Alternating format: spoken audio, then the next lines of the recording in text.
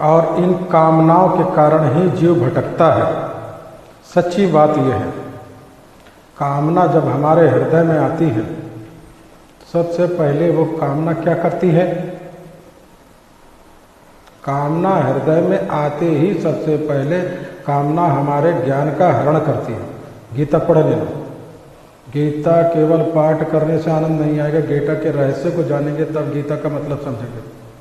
गीता में भगवान कहते हैं कामना जब हृदय में आती है, हमको ये वस्तु मिले और उस वस्तु को प्राप्त करने के लिए हम देवी देवताओं की पूजा में लगते हैं, तो वो कामना क्या करती है? वो हमारे ज्ञान का सबसे पहले हरण करती है, हमको पहले अज्ञानी बना देती है। कामस्तैर्हित ज्ञानाः, भगवान कहते हैं कामनाओं के द्वारा उनका ज्ञान हर लिया जाता है। कामस्तैर्हित ज्ञाना, परिणाम क्या होता है? प्रपद्यन्ते अन्य देवता, वो अनेक देवताओं के पीछे भागने लगता है, कभी इनकी पूजा करे, कभी इनकी पूजा करे। और इन कामनाओं के चक्कर में अंधे होकर के लोग इतने अज्ञानी बन जाते हैं कि मुर्दे के ऊपर भी चादर चढ़ाने के लिए चले जाते हैं। देखते हैं संसार में, यहाँ तक कि नए नए भगवान बन जाते हैं महाराज। सारी दुनिया में प्रसिद्ध मलेच्छ को लोगों ने भगवान बना डाला और गली गली में उनके मंदिर बन रहे हैं, उनके भजन कह रहे हैं, निधि से पूरा होता है, उनके भगत कहते हैं। कोई किसी की कामना पूरी नहीं करता। प्रारब्ध में जितना लिखा है उतना तुमको अपने आप मिलेगा। इस बात को समझ लेना, कहीं कोई समस्या नहीं होगी। प्रारब्ध में जितना है उतना मिलेगा। चाहे आप भगवान को रोज सवेरे से लेकर के शाम तक पानी पी पी करके गाली दो, फिर भी तुम्हारे भाग्य में जितना लिखा है उतना मिलेगा। उदाहरण शिशुपाल है। शिशुपाल सवेरे से शाम तक भगवान को गाली ही देता था। बिन दिन प्रत देत गन गन गारी, गोस्वामी तुलसीदास जी लिखते हैं, प्रतिदिन वो गिन गिन करके भगवान को गाली देता था। कितनी गाली? 99 गाली देता था, 100 नहीं देता था। जैसे लोग माला जपते हैं 108 है, उसी प्रकार उसकी माला जो थी 99 दाने की थी।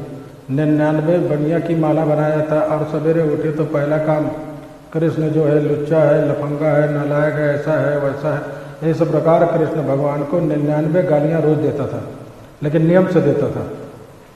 हमारा आपका तो नियम टूट जाता है, कभी कभी माला छूट भी जाती है, लेकिन उसकी माला कभी नहीं छूटी। रोज भगवान को गाली देता था, फिर भी उसके प्रारब्ध में जितना था उतना उसको मिला। वो राजा था, ये विराट शिशुपाल, बड़े बड़े वीर उससे थर्राते थे।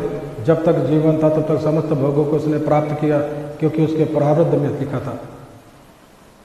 क्या उत्तर दोगे? संसार में कितने ऐसे लोग हैं जो नास्तिक हैं, जो ईश्वर की सत्ता को ही नहीं मानते, भगवान को ही नहीं मानते, लेकिन उनको भी रोटी कपड़ा मकान मिलता है कि नहीं मिलता है? बताओ, मिलता है कि नहीं मिलता है? और वो जितना प्रयास करते हैं उनका उतना मिलता है। और ये कहो उनको सब कुछ मिले तो उनको भी सब कुछ नहीं मिलता, हमको आपको भी सब कुछ नहीं मिलता। तो फिर अंतर क्या बचे? अंतर क्या है? कोई अंतर नहीं। जितना प्रारब्ध में है उतना मिलेगा। गोस्वामी तुलसीदास जी कहते हैं, एक दोहा अगर समझ लो इन सारी बातों का उत्तर मिल जाएगा। गोस्वामी तुलसीदास जी कहते हैं, प्रारब्ध तो पहले रचा, पाछे रचा शरीर। भगवान पहले प्रारब्ध बनाते हैं, शरीर बाद में बनाते हैं। पहले उसकी फाइल तैयार करते हैं प्रारब्ध की, ये फला घर में पैदा होगा, इतनी इसकी आयु होगी, ऐसा इसका शरीर होगा, इतना इसको धन मिलेगा, इतने इसके मित्र होंगे, इतने इसके शत्रु होंगे। इस प्रकार से उसके जीवन का पूरा लेखा जोखा जब पहले तैयार हो जाता है, तब उस जीवात्मा को शरीर की प्राप्ति होती है। प्रारब्ध तो पहले रचा, पाछे रचा शरीर। तो अब तुम क्या करोगे? गोस्वामी जी कहते हैं, तुलसी चिंता छाड़ दे, भजले शरीर गंभीर। चिंता तो छोड़ दो, भगवान का भजन करो। जितना प्रारब्ध में होगा नहीं भी करोगे तब भी उतना मिलेगा। और जिस दिन प्रारब्ध पूरा हो जाएगा उस दिन कुछ भी कर लो कुछ नहीं होगा। लेकिन अज्ञान के कारण व्यक्ति कामनाओं के पीछे भागता है। उन कामनाओं की पूर्ति के लिए अनेकानेक देवताओं की पूजा में लगता है, यहाँ तक कि लोग भूत प्रेत की भी पूजा करने लगते हैं। गीता में भगवान ने ये भी कहा, जो देवताओं की आराधना करेंगे वो मरने के बाद उन्हीं देवताओं के पास चले जाएंगे। भूत प्रेत की आराधना करने वाले उन्हीं भूत प्रेत के पास चले जाएंगे, भूत प्रेत बन जाएंगे। भगवान ने कहा, अर्जुन ने कहा, आपकी जो आराधना करे वो, भगवान ने कहा जो मेरी आराधना करे वो मुझको प्राप्त हो जाएगा। मद भक्ता यान्ति मावन्ति ही, जो मेरे भक्त होंगे तो मुझको प्राप्त कर लेंगे। और जो भूत प्रेत और अनेक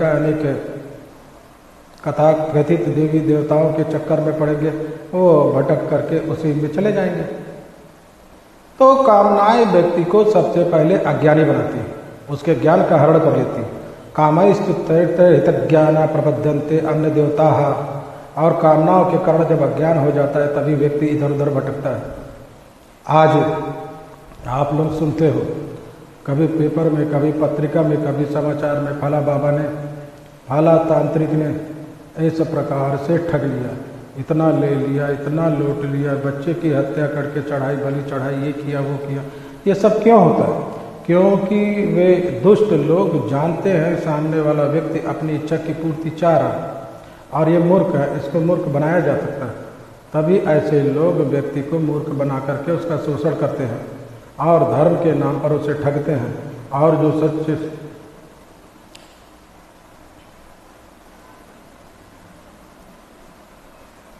साधु संत महात्मा ज्ञानी है वो बदनाम होते हैं, उनकी अपकीर्ति होती है। कारण हमारा ज्ञान। सुखदेव जी कहते हैं, हे राजन, अगर तुम्हारे जीवन में कामना भी है तो भगवान से ही कामना करो और किसी से कामना मत करो। क्यों? भगवान अगर उचित समझेंगे तो तुम्हारी कामना को पूरी कर देंगे, अगर वो उचित नहीं समझेंगे तुम्हारी कामना को नहीं पूरी करेंगे। तो उसमें दुखी होने की जरूरत नहीं, भक्ति का यही स्वरूप है। एक उदाहरण देव ऋषि नारद को देखो। नारद जी भगवान के परम भक्त हैं, उनके मन में भी कामना आई। कामना आती कहाँ से? संग से आती। संगा जायते कामः, गीता में भगवान कहते हैं संगायते कामः। जब आप विषयों का संग करोगे और उन विषयों का संग करने वाले व्यक्तियों का संग करोगे तो संगा जायते कामः, तुम्हारे कामना उनके मन में पैदा हो जाएगी और उस कामना की पूर्ति के लिए आप प्रयास शुरू कर दोगे। संगायते कामः, और प्रयास करने पर सफलता नहीं मिली, क्रोधो विजायते, क्रोध आएगा। व्यक्ति काम करता चाहता हमारा ये काम हो जाए और जब नहीं होता तो व्यक्ति क्रोध करता है, सामने वाले पर क्रोध, अपने अगले बगल पर क्रोध, हमारे कारण ऐसा हो तो नहीं तो हो जाता। संगायते कामः कामात् क्रोधे विजायते, क्रोधात् भवति संभोगः, और क्रोध होने पर व्यक्ति को मोह हो जाता है।